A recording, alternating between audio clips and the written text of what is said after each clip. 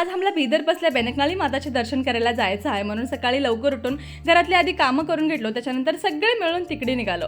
आता लग्नाच्या आधी एकच बार गेलते, त्याच्यानंतर मला काही घडलं नाही. पण डिलिव्हरी झाल्यावर माझे डोळे इतकं त्रास व्हायला लागले नाही, ह्या माताच्या पाया पडल्यावरच ते माझं त्रास कमी झालं. आता तेव्हापासून मी जावं म्हणलो, पण ते का माझ्या हातून घडणार झालंय.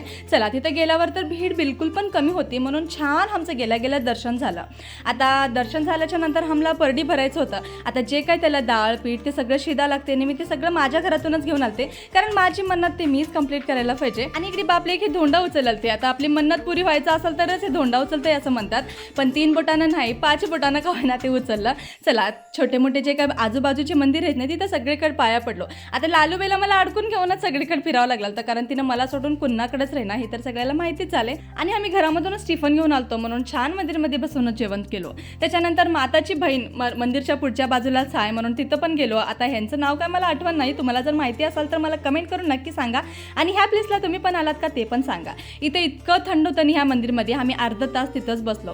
त्याच्यानंतर आमचा पुढचा प्रवास मैलाड बसले विष्णू देवाचा. भेटूत पुढच्या ब्लॉगमध्ये. बाय.